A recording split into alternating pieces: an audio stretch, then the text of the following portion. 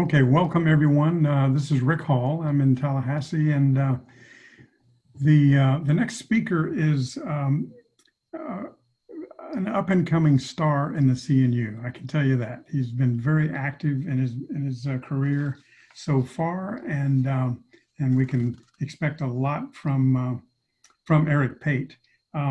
He finished his undergraduate at Florida State University, got his Bachelor of Arts degree there in social sciences and urban planning.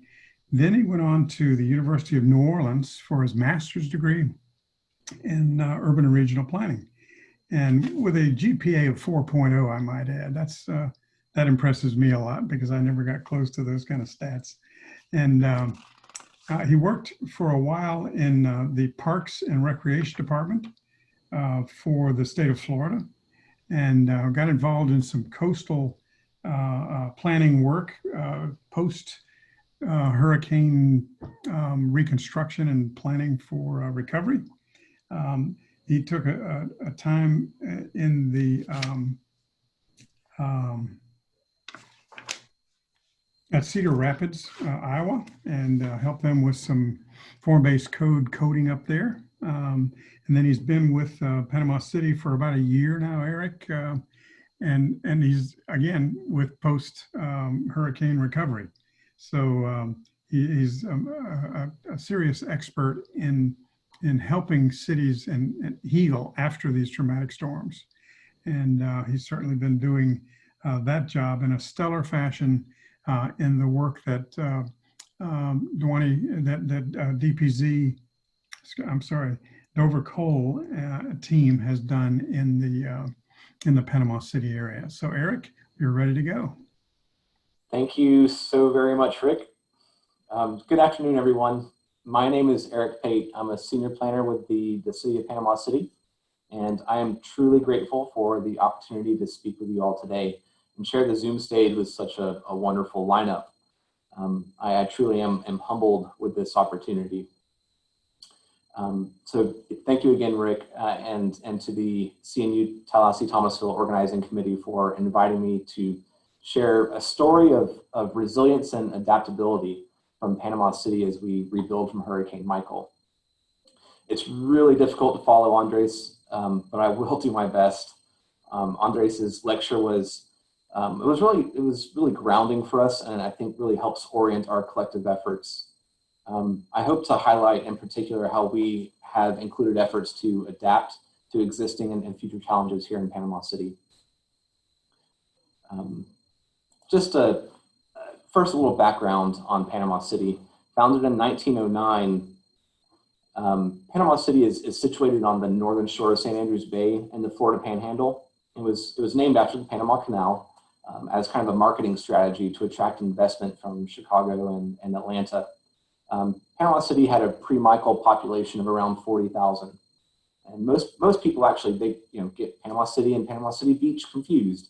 But unlike the tourist economy of the beach, Panama City is a blue-collar, working-class community with most residents working in the service industry on the beach, shipbuilding, at the paper mill, or at Tyndall Air Force Base, or the Naval Support Activity. So far from the clubs, resorts, and vacation homes on the beach, Panama City is more laid back. It's an authentic old Florida experience with a long history of shipbuilding and fishing with a strong industrial heritage. On October 7th of 2018, Tropical Depression 14 wasn't on the minds of most. After all, it was only supposed to be a Category 1 at landfall in just 3 days. Hardly a storm to be too concerned about, much less plan to evacuate for. On October 9th, after brushing by Cuba and the Yucatan, Hurricane Michael quickly strengthened into a Category 3 hurricane in the open Gulf. By the next morning, residents woke up to news that a Category 4 hurricane was on their doorstep. Michael was strengthening fast. At 12:30 p.m. on October 10th, Hurricane Michael roared ashore and turned everything upside down for so many. Within 72 hours, Hurricane Michael strengthened from a tropical storm to a Category 5 superstorm. the third strongest hurricane to ever hit the country, and the first Category 5 since Andrew, with winds over 160 miles per hour. This is the strongest hurricane that has ever hit the Panhandle. The western eye wall scraped across much of the city that afternoon. Catastrophic winds peeled the roofs and walls off buildings, and buildings collapsed into the streets. Flooding took its toll across the city. Luckily for us, luckily for Panama City, we were on the clean end of the storm and not subject to the 9 to 15 foot storm surge that slammed into the coast just a few miles to the east and leveled Mexico Beach. For Panama City, Hurricane Michael was a wind event. Within 4 hours, 95% of the region's tree cover was lost, leaving a scar of dead vegetation across the region visible from space. An area known for its timber, the size of Connecticut, had just been dealt a catastrophic blow that will take decades to recover from. Over 3 million cubic yards of debris was removed after the storm, equivalent to 50 years of waste from Panama City. Tyndall Air Force Base measured gusts over 139 miles per hour before the wind gauges themselves were blown apart. It would be only until after the hurricane season that we would really know the true strength of Michael. Thousands of buildings were destroyed, with families seeking shelter in bathtubs and stairwells as their homes blew apart around them. The harrowing stories of loss and survival will stay with many for generations. Michael cost the United States $25 billion and 1.2 million lost power along its path. Hurricane Michael was the first Category 3 hurricane to hit the state of Georgia in 120 years after crossing the Florida Panhandle. Thousands of lives were upended, and those that stayed suffered incredible trauma. 50 people died in Florida from Hurricane Michael. In Panama City, 90% of buildings and homes were damaged. 75% of all homes were severely damaged or destroyed. 95% of our tree cover was lost, and thousands were left homeless. But the next day, the sun rose again. Residents dug themselves out from the rubble to look over the devastation in their community. Neighbors cared for neighbors and took the first steps on the long road towards recovery. After the storm, the community came together like never before. And as is often the case in disaster-hit towns and cities across the world, a shared trauma and shared commitment to coming back stronger than ever allowed the community to chart its course into the future and guide efforts to rebuild. As a community's downtown is the one neighborhood that is shared by all, downtown Panama City was the perfect starting point for these efforts. A new rallying cry emerged in the months after Michael. The community's goal became to rebuild and to become the premier city of the Florida Panhandle. In April of 2019, the city worked with an all-star planning team consisting of Dover Cole and Partners, Hall Planning and Engineering, Horsley Witten Group, and Partners for Economic Solutions, and embarked on a 6-month planning process that included workshops, focus groups, town hall meetings, a 2-week charrette held in June. These efforts culminated in the 2020 CNU Charter Award winning strategic vision for Panama City's historic downtown and its waterfront. A public design charrette was the centerpiece of the planning process. On May 6th, a community kickoff meeting launched the public input portion of the project. Over 200 community members filled the Panama City Center for the Arts. Over 170 people attended the hands-on design sessions, and over 100 joined the charrette bus tour of downtown, stopping at major sites and facilitating an informal conversation and networking opportunity for residents. City Commissioner Jenna Halligus said that not only was the visioning process necessary for us to start to rebuild, it brought in an extreme closeness of community that we so desperately needed, when we needed it the most. It empowered our community and reminded us that the human spirit is stronger than any storm. So downtown Panama City was laid out along a ridge with Harrison Avenue occupying the high ground and connecting the waterfront to the shops and warehouses of downtown. Fishing wharfs, ice houses, shipyards, and a bustling Main Street corridor have given way over the years to a familiar sight in small town USA, a blighted downtown that is a shadow of its former self, pockmarked with parking lots and blocks of vacant and dilapidated buildings. Nevertheless, the urban fabric of downtown is still very much intact, with a strong interconnected street network of small blocks oriented to facilitate the movement of people and goods to and from the waterfront. Surrounded by water on three sides, downtown is really well positioned for reinvestment and infill development in a vibrant, walkable urban pattern. The build-out scenario shown here captures just how much infill is possible, almost doubling the footprint of downtown, all the while dramatically expanding park and open space and creating an attractive public realm for residents and visitors. Streetscape improvements along Harrison Avenue include reverting to parallel on-street parking from angled, which will allow for wider sidewalks and street furniture. Facilitating a walkable streetscape and with design standards for attractive storefronts is also a key strategy to creating a regional destination and the place to bring your friends and family when they come to town to see how the city has been recovering from Hurricane Michael. Given the immense loss of trees from Michael, the city is launching an effort we're calling Retree PC, which intends to plant 100,000 trees across the city.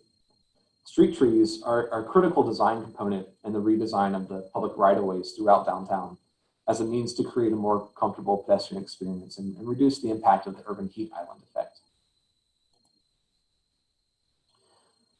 A central public space where the community can come together is an essential part of a walkable and vibrant downtown. We've gathered in town squares and plazas for festivals, parades, and protests for a very long time. A central public space is critical to the architecture of democracy. A space where all are equal and are seen as members of a community is unfortunately missing from so many cities across the country. By raising the cobblestone plaza to the level of the sidewalks, a shared space is created that will become the centerpiece of downtown revitalization efforts. The large-scale public health benefits of an active lifestyle are well documented and underscore the importance of incorporating amenities such as promenades and separated multi-use paths, separated bike lanes, and general pedestrian infrastructure investments. By having a continuous tree-lined path that provides public access to the waterfront throughout downtown, and that also connects to adjacent neighborhoods, we can create a truly remarkable pedestrian experience that will attract visitors and additional future investment in downtown. The marina is the most valuable and well-positioned public asset downtown. The view of St. Andrews Bay and the Gulf of Mexico is really hard to beat. This stretch of coastline, known as the Emerald Coast, is one of the most beautiful and pristine coastlines in the country, with significant state and federal land holdings that serve to protect water quality and offer access to world-class recreational opportunities. By working to redevelop the marina in a way that allows the public to benefit from both its redevelopment, but also its increased access to the water, we hope to capture the catalytic nature of this site and focus energy into supporting investment in the surrounding downtown.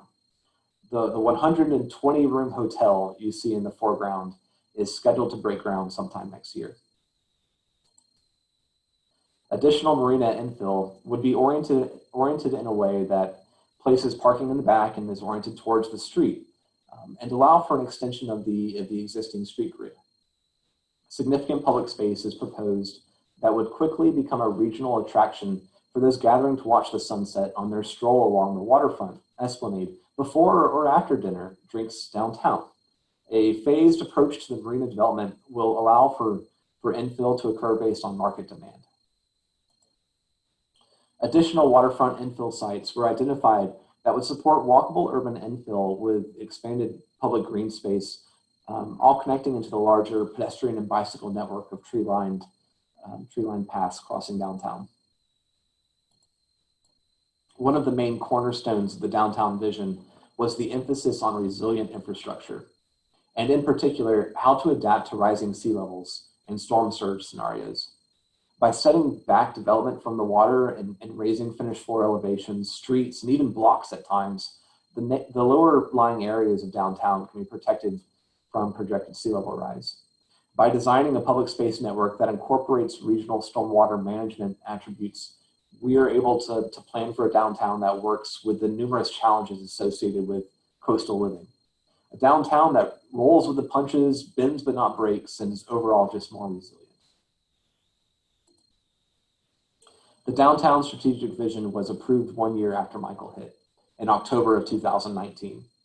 Implementation is well underway, with development of over 100 new residential units and the Marina Hotel on the near horizon. New restaurants, bars, and breweries continue to open even under the hardships caused by the pandemic. The spirit of rebuilding downtown is hard to temper. The energy is palpable and more investment is planned. The Harrison Avenue Streetscape Improvement Project is in design as we speak, with the new Central Plaza soon to follow. In addition to those projects, we're also updating our downtown development code. A few of the highlights include removing minimum parking requirements on small parcels and historic buildings, removing minimum setbacks entirely, and introducing maximum setbacks of 15 feet for the downtown general area and 5 feet for Harrison to allow buildings to build to the street. We're also incorporating parking setbacks to discourage parking lots along the street frontages downtown. Storefront design standards will also ensure an attractive pedestrian experience. Building off the energy of the downtown strategic vision and charrette, the city is maintaining this positive momentum as we bring the charrette process to surrounding neighborhoods in our historic urban core. These pre-World War II traditional neighborhoods are similar to downtown, and that they have the good bones that the original planners of the city gifted to future generations. Those small bones of small blocks and an extensive street grid. St. Andrews, to the west of downtown, is an old fishing town with a lively and salty working waterfront. Planners were faced with a familiar question. How do we support a walkable urban neighborhood center amid pressure from more and more parking? Glenwood, just to the north of downtown, was once a thriving African-American regional center of culture and commerce along a main avenue. Tragically, like so many other communities, Glenwood fell prey to an overzealous FDOT who widened Martin Luther King Jr. Boulevard into a 4-lane thoroughfare and gutted the main means of generational wealth building for so many. How do we as a city support local businesses and residents as they reinvest in their community while fighting displacement? In Millville, named after the timber mills the area is famous for, we have a working class community adjacent to industrial and military job centers. How do we help Millville adapt its old industrial waterfront to changing needs, improve the charm of its historic walkable Main Street, support contextually sensitive residential infill, and address a drag strip of a highway bisecting the neighborhood? All of these questions were discussed with hundreds of participants, all during a global pandemic. As planners, we're all well aware of the limitations and difficulties associated with moving the public discourse online.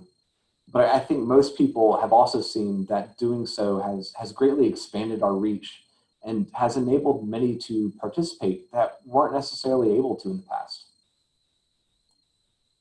The virtual charrette process allowed hundreds to participate over Zoom calls, and combined with a social media outreach campaign, email blasts, and the charrette website, we were able to ensure that an immersive and responsive public discourse was at the center of our planning efforts. On the charrette website, online surveys and the chat with the planner function provided a direct link to the planning and design team for the public. Our surveys solicited input on the development scenarios being suggested for each neighborhood and ensured that we were on the right track when it came to what the community wanted to see.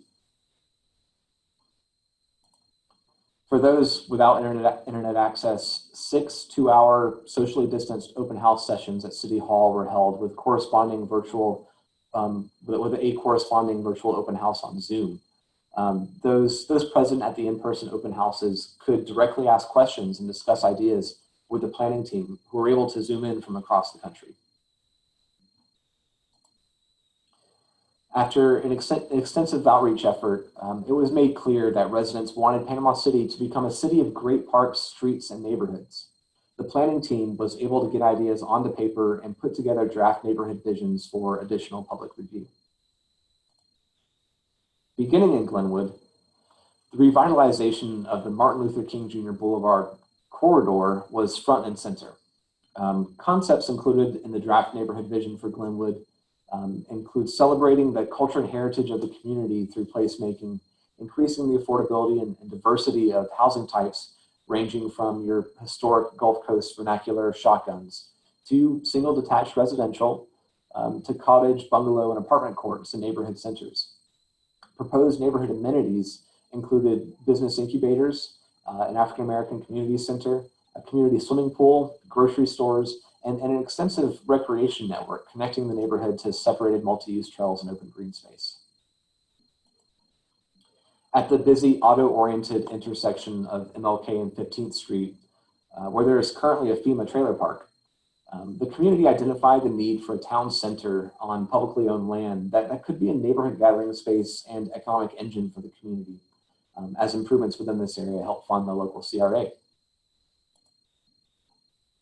By examining restrictive land development regulations along the corridor, such as suburban parking and setback requirements, and a prohibition on residential uses, we can unlock a wide range of building typologies and foster a small-scale infill in a manner that fits into the existing neighborhood context, yet serves as a grand gateway into the Glenwood neighborhood. Taking a closer look at our streets is imperative to supporting walkable neighborhood centers. Conventional street design is concerned with three things, right? Moving cars, fast, quick, and in a hurry. This creates a dangerous and often miserable pedestrian experience, which discourages active use of the neighborhood's main street. Hot sun with little shade along a sidewalk a few feet wide as semis and trucks roar past. FDOT's context classification system is a much needed breath of fresh air. With the classification of C4 general urban, we can pursue more urban streetscape treatments that would allow for more street trees and right-sized travel lanes, separated bike paths, and more pedestrian-oriented infill. 11th Street at MLK was identified as another potential neighborhood center that could see infill development at a human scale. Focusing infill at these major nodes, a short walk from one another, is a smart strategy when it comes to creating walkable corridors while preserving neighborhood character. We are working towards unlocking missing middle housing opportunities in Glenwood, the type of housing that was prevalent in the past, but has since been regulated out of use. Fighting displacement means finding ways to make it affordable to stay in Glenwood. The city, with state housing assistance, has launched an ambitious first-time homebuyer assistance program that can contribute $50,000 to the purchase of a home, along with gap financing of up to half the down payment and $3,000 in closing cost assistance. The chance to buy into the future of Glenwood for younger generations is real and very much attainable. The bayou fingers along St. Andrews Bay were what attracted its first inhabitants. Easy access to the open bay from calm, brackish bayous were prime locations for shipbuilding and fishing. This geography has long been undervalued and somewhat ignored by conventional development practices. Now the value of wetlands is well known. By connecting low-lying areas that drain these neighborhoods, we can provide neighborhood stormwater facilities that double as a green and blue necklace through the area, giving all residents access to park space within a short walk. Coordinating this with a neighborhood alternative transportation network of protected bike lanes and trails, we were able to provide a real alternative to the current car-dependent lifestyle of so many. The restoration of bayous and surrounding low-lying areas is a major undertaking, and one that is absolutely necessary as we see stronger and longer-lasting rain events. Events like Hurricane Sally, which just recently hit the Panhandle, show us that the future of living on the Gulf Coast will be one of major, slow-moving storm systems. And even the ones that don't generate a lot of wind can bring catastrophic flooding to urban areas that may not have seen anything like it before. By creating an all-in-one park system, neighborhood stormwater management facility, and an alternative transportation network, residents can face an uncertain climate future with more confidence and peace of mind than they had before. And, by the way, the same green-blue network is what will be able to absorb the impacts of sea level rise and storm surge. In Millville, our challenge was how to reconfigure a previously industrial waterfront to an attractive public space for the neighborhood, increase access to affordable housing, identify where to focus future growth, redesign neighborhood streets, and equip Millville with a robust and resilient green space network. Historically, expansive timber mills operated along the Watson Bayou waterfront. 3-masted ships were built by skilled artisans here that sailed the world's oceans. Timber from the surrounding region was brought here for export and manufacturing.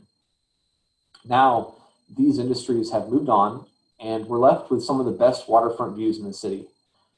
Well, once we relocate the neighborhood wastewater plant, that is. Daylighting a central culvert in the Millville Waterfront Park and expanding the park's footprint to the south to a recently acquired property with a great lawn, grand market pavilions, and a long tree-lined esplanade that connects the whole neighborhood to the water are the key design components for the new Millville Waterfront Park. Adding a boat ramp has been a common request from community members, and that can be accommodated in the redesigned Snug Harbor Marina to the north. Increasing waterfront access has been a cornerstone objective of the city's rebuilding strategy. Reconnecting with our greatest natural asset, St. Andrews Bay and the Gulf of Mexico, will help strengthen that sense of place that comes from being grounded in your geography. We know that orienting new infill development around great streets and great parks is how we strengthen communities, and the public-private partnerships that are available as part of this effort will go a long way towards accomplishing that goal for Millville. Improving the street design of the historic 3rd Street downtown Millville area, as well as the busy Highway 98 corridor to accommodate multiple modes of transportation instead of the narrowly focused design of auto-centric streets that focuses on getting as many cars through as fast as possible, is another cornerstone effort that each of the neighborhood plans have in common.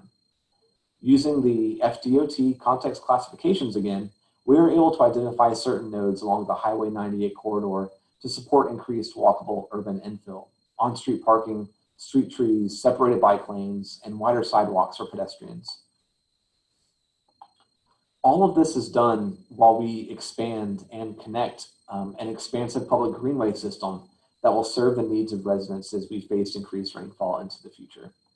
Our goal is regional, but much of the design takes shape at the block scale. Following the natural topography of the Bayou drainage basin, we're able to connect neighborhood scale parks to larger community green space and stormwater management strategies.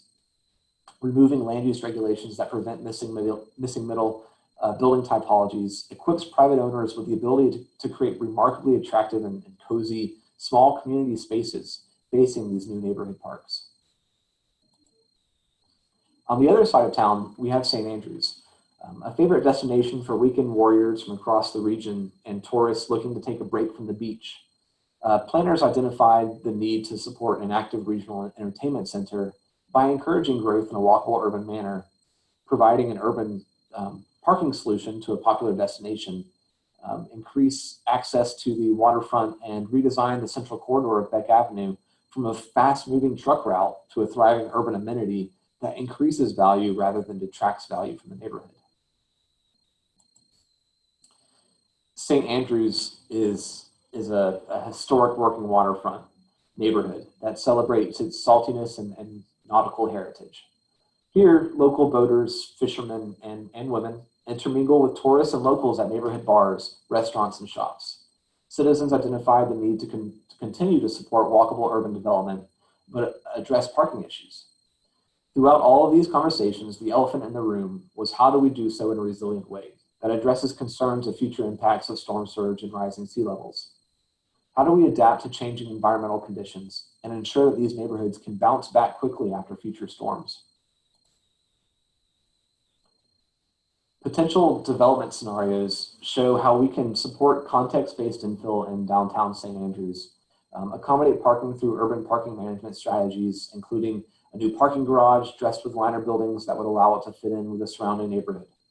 A redesigned Beck Avenue will dramatically improve the pedestrian experience for the community and connect the existing neighborhood downtown area to opportunities for future infill to the north of Lake Ware, which is also the site of proposed improvements that will reconnect it to the community. A redesigned curbless Beck Avenue that elevates the importance of the pedestrian and its design through wider sidewalks and shared spaces will create a well-loved center for the community and allow for visitors to stroll through an attractive streetscape surrounded by active street-oriented uses. Streetscape improvements such as removing curbs and using pavers for some stretches of the road allow for use of the street for markets, the famous St. Andrew's Mardi Gras celebration, parades, and other uses. It becomes an asset in and of itself. Previous street designers were concerned with one thing, moving cars, and because of that, Beck operates as a mono-functional utility at the expense of the surrounding neighborhood.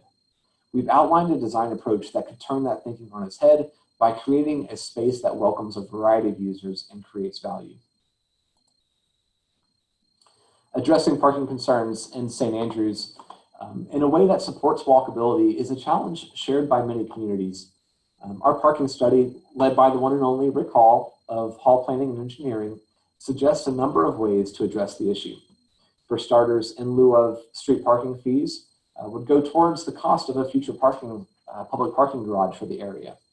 In addition, the existing parking requirements for the area are such that the only way to provide parking is through large off-street parking lots. For restaurants, the existing parking requirements are 1 space per 75 square feet, something we are working to build the political will to change. Right now, we have a one-size-fits-all suburban parking standard across the entire city. We need an urban parking standard for urban areas. Other regional parking amenities could be improved, and we can look into a fair paid parking program with the proceeds going to improvements within the neighborhood. As we think about the future, we're consistently looking at how we can improve resilient green infrastructure that can absorb storm surge, sea level rise, and increase rainfall amounts in a way that also serves as a neighborhood amenity and open space network. Connecting parks, neighborhood stormwater amenities, wetland buffers, and a district-wide multi-use transportation network, we can ensure everyone can enjoy a safe and quick access to park space and move around the city on multiple modes of transportation. By adapting existing buildings and requiring the finished floor elevation of new construction to be raised out of the floodplain, we will help St. Andrews be more ready for the next big one. We saw the storm surge just to our west in downtown Pensacola from Hurricane Sally, and we're well aware that this is the future for all of our coastal communities along the Gulf Coast, and we must plan now for these threats. That is the nature of resiliency, bouncing back quickly, and that will be more and more important as hurricanes get stronger and occur more and more frequently. Floodable parks and open green space and restoring hydraulic connectivity of these green spaces is key to handling these changing environmental conditions in a resilient way. So with federal and state disaster assistance slowly but surely coming in, we are rebuilding Panama City. These neighborhood plans are the guiding documents of these rebuilding efforts and will keep city efforts on track and coordinated among the planning, public works, and quality of life departments within the city. One of our main efforts is the updating of our land development code to allow for everything we've talked about today. In addition, we're looking at supporting the rebuilding and revitalization of our communities through development incentives and also code enforcement. Preserving historic and cultural assets through historic preservation, placemaking, and public art, supporting workforce development and entrepreneurship, and all while we're trying to increase the housing stock in Bay County. Panama City has had a one-size-fits-all zoning code for a long time now. We've applied suburban development standards in our urban core, like most American cities. We're looking now at how we can update our zoning code to remove or reduce excessive limits and allow these historic neighborhoods to rebuild in their historic patterns. Like It's like listing the Incremental Development Alliance's greatest hits. We're looking at reducing suburban parking or suburban setbacks requirements, looking at addressing density through building form as opposed to the number of dwelling units, reducing or altogether removing minimum lot sizes, recalibrating our parking standards to match their context, and addressing stormwater at neighborhood scale as opposed to on-site requirements. All of these are on the table as we draft the development standards that will allow us to rebuild in the way identified in these plans. Almost 2 years ago, Hurricane Michael ravaged Panama City. We're rebuilding, and we're rebuilding in a resilient and sustainable way so that we're better prepared for the next Michael. And there will be another Michael. We're in the middle of yet another historic hurricane season. We're in the crosshairs of a changing climate, and the chamber is loaded. It is our responsibility as planners and designers to prepare our communities for what is on the horizon for all of us in Florida. The number of storms is increasing, as is their intensity and unpredictability. While Hurricane Michael brought Panama City to its knees, the next Hurricane Dorian is what should keep us up at night. 185-mile-per-hour winds and a 25-foot storm surge for 48 hours straight. The complete devastation that was inflicted on the Bahamas was heartbreaking and utterly nauseating to witness because of the loss of life. We all know that that could just as easily have happened to us.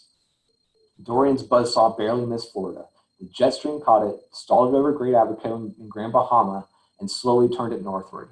Had the jet stream caught it just slightly to the west, Dorian could have stalled anywhere over the East Coast, from Miami to Jacksonville. You can imagine what that could have looked like. While we as planners and designers often think in the long term, what happens in the short term, in the first few months after a storm, is where there is the biggest opportunity to reduce the level of misery for survivors. The immediate aftermath is when the majority of trauma from a storm is experienced. So I want to challenge everyone with the following questions. How do we as planners and designers prepare our communities for the immediate aftermath of these storms? What can we do now to make the few months after disaster more bearable for the most vulnerable? The FEMA trailer park is the most visible post-disaster housing assistance option. However, not only can it take months to set up, they are treated as a last resort by FEMA, with financial assistance to rebuild or repair a damaged home, the preferable means of addressing post-disaster housing needs. Then the major issue is the incredible spike in building costs associated with astronomical demand for work with a limited supply of contractors. For many, a trailer can be a luxury unavailable to them. For many others, this is the best option available to them. Tents are used by most without housing immediately after a storm, and informal tent cities can spring up across a community. In backyards and church parking lots across Panama City, informal communities were set up with tents and makeshift shelters.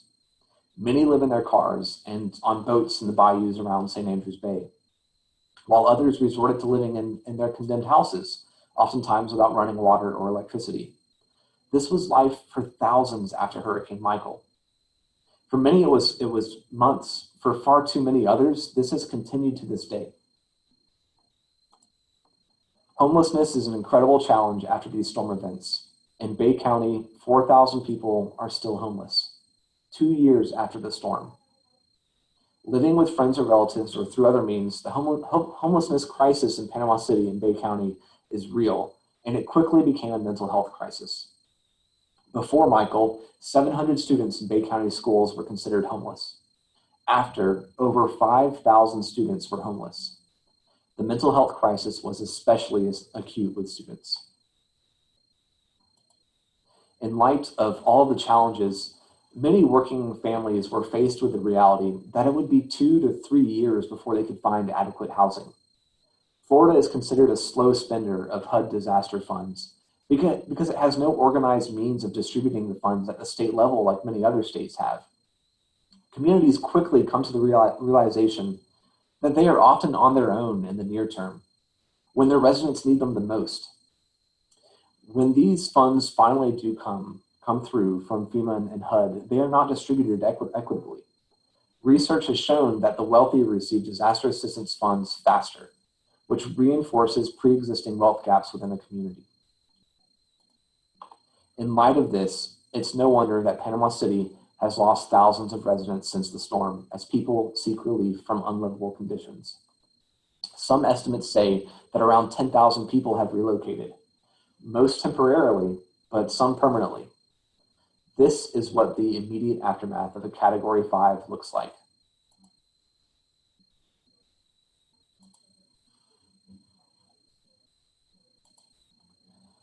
Around the world, communities are adapting to living with natural disasters.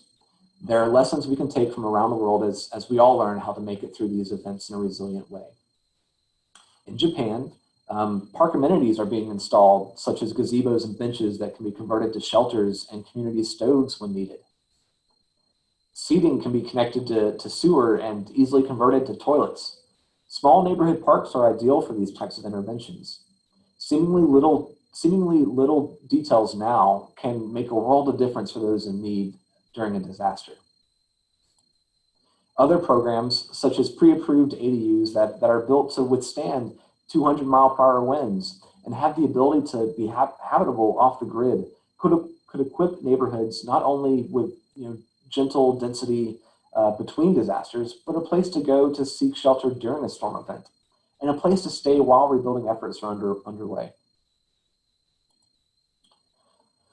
The work we do planning walkable communities is critical as we pursue resiliency. We know that walkable urbanism is more likely to support strong community bonds.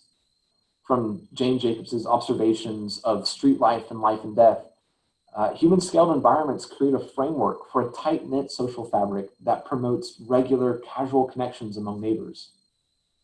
Supporting a strong community and neighborhood-scale social network is the most important investment a community can make when preparing for future disasters.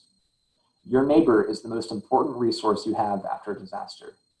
They're the ones that will check on you, help you clear the street, and share food and water with you before any formal help arrives. Supporting pre-existing social networks at the neighborhood level by building into a neighborhood center the tools these communities will need to support themselves in the immediate aftermath of a storm can equip self-organizing relief efforts that consist of neighborhood associations, nonprofits, and other organizations. These tools and disaster recovery amenities to design into our neighborhood centers can include commercial kitchens, generators, food pantries, and nonprofit office space, and shelter oriented around an open public space to provide a room for expanded functions when the center is in recovery mode. Between storm events, the Neighborhood Recovery Center can support a business incubator type purpose, with restaurants sharing the kitchen and also host neighborhood activities for the community that are meant to provide space for social networking with neighbors to establish those all-important connections.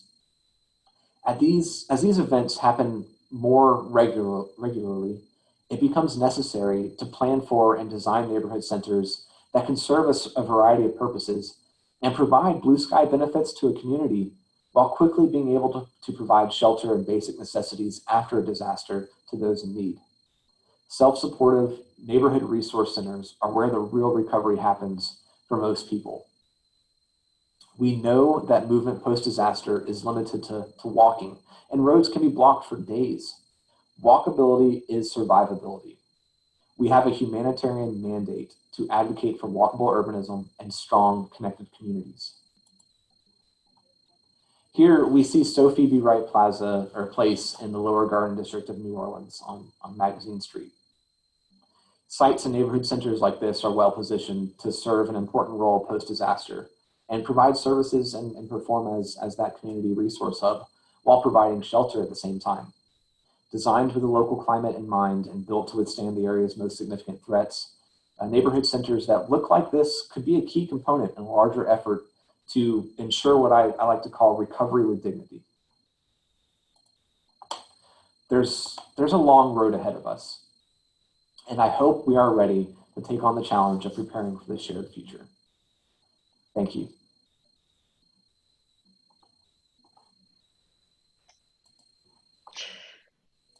Thank you, Eric. That was a great presentation. I just want to let everybody know we have about 15 minutes for question and answer. So I see we do have one question already for Eric, but if anybody else wants to add theirs, just go ahead and click on the Q&A down at the bottom of your screen. And if we have time, you can also try to raise your hand and we can take a couple live questions. So Eric, the first question is from an anonymous attendee. They've asked, to what extent are property owners reluctant to redevelop, hindering the efforts in Panama City? Sure. I mean, there's a variety of reactions that people have post-disaster. People can either be gung-ho about a certain vision, of their community rebuilding, and others just want to get back to normal as fast as possible. That's a very common situation where people want both things at either time. So, I mean, that's the difficulty. It's not an easy way to go about it. It's kind of providing the framework to allow people to take what path that they need to take. That's kind of how our role is being organized, and what our goal is just to allow for both scenarios. I think that answers that, I hope. Reynolds? She would like to know, how is the planning team going to make sure the improvements to MLK Jr. Avenue improvement will not cause gentrification? Yeah, so that's a very common conversation that we have. And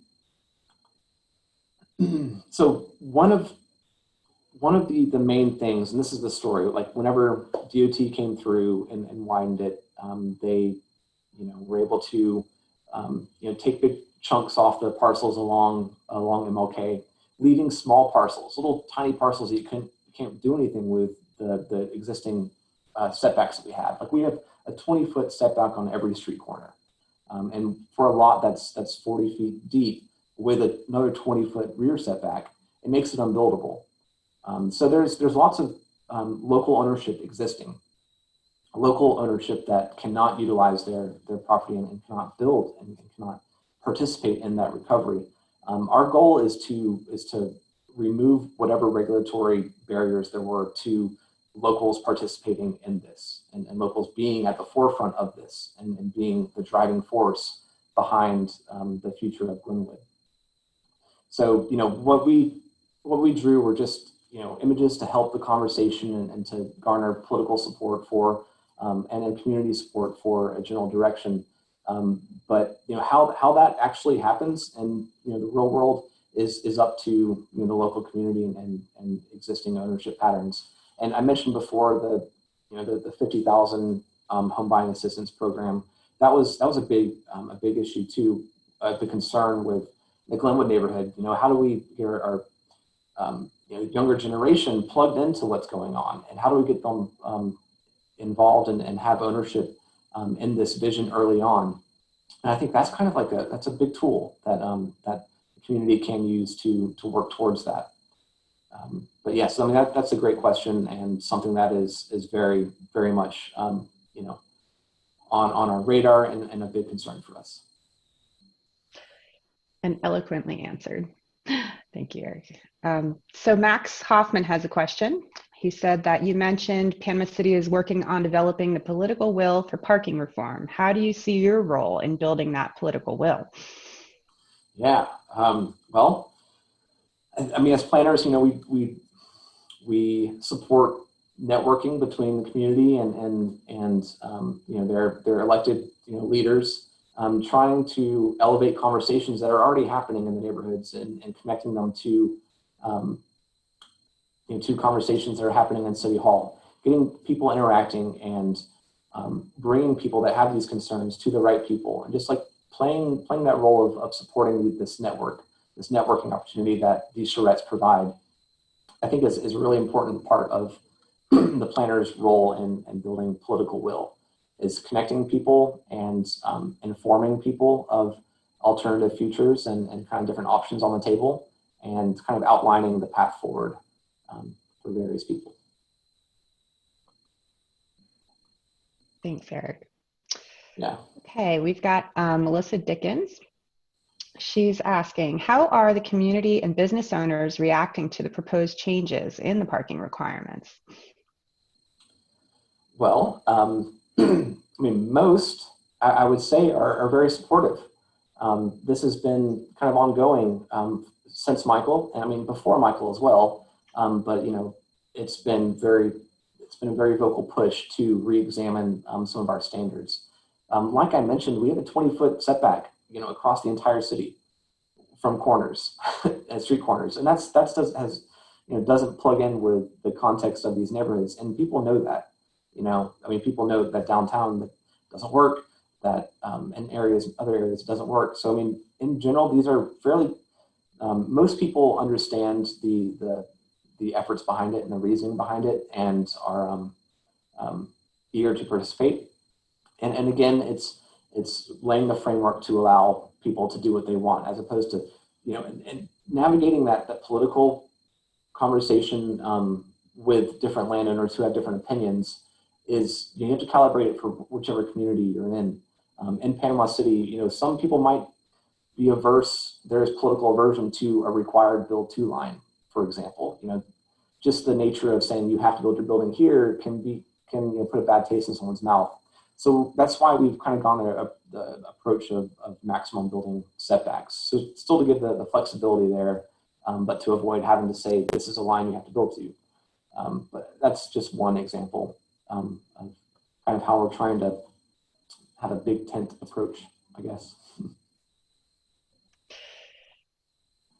Thanks, Eric. Okay, we've got another question and we still have a little bit of time. This one's from Hannah again. Have you gone into the marginalized communities to see exactly what they want with new development? And if so, what type of public participation techniques, besides required open meeting? I'm sorry, Ali, you're breaking up there. I didn't catch the last part of the question. Sorry about that. I'm having a little bit of internet issue here. I apologize. No. So the second part of the question was, and if so, what type of public participation techniques besides the required meetings and Zoom have you done in those communities? Yeah, so obviously this is uncharted territory for planning, and we are, you know, making adjustments to conventional community engagement strategies, you know, as we go. You know, it was very much an important part of our effort to get out within the neighborhood and still make that effort to have, you know, walk the streets and interact with people, you know, even during a pandemic. But you know, distance and masked and everything. But we were able to pass out brochures and you know, hang stuff on doorknobs.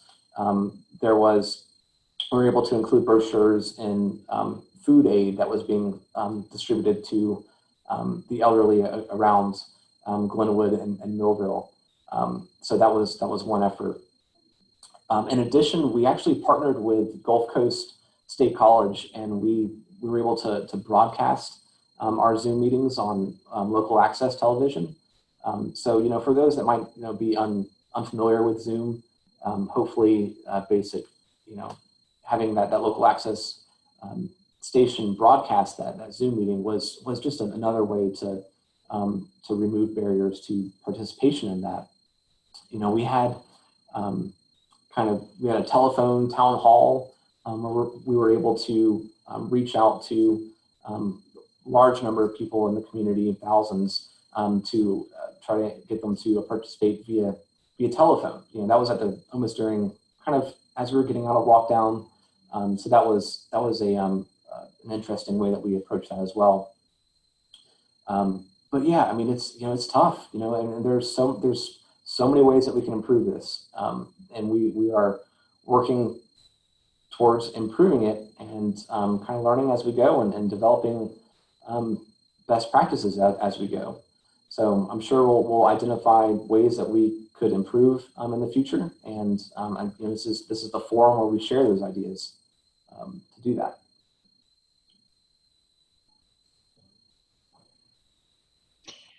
Thanks, Eric. Yeah. Well, I don't see any more questions at this time. So Eric, unless you or Rick have something to add? No, No? Okay. we're good. Thank you. All right. Well, thank you so much for joining us today as part of the summit.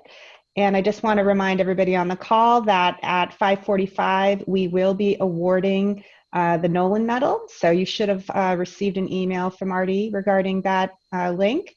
And Rick will be on that as well. And we hope to see you then. So thanks again for joining us. Oh, sorry, Allie, Rick, go ahead. This is Rick. One quick thing. Great job, Eric, of describing that that wonderful response that the citizens gave to development of this plan. It's just a very impressive effort overall.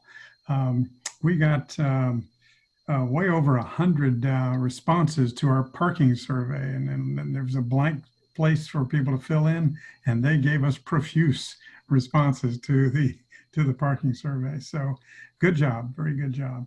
And I'd like to kind of advertise the next event. Bruce Stevenson is our national expert on John Nolan, and he will be giving an excellent presentation. He has many slides, and we're going to give him some extra time. So tune in for that for sure. You won't regret it. And Eric, thanks again for a great presentation. Thank you very much.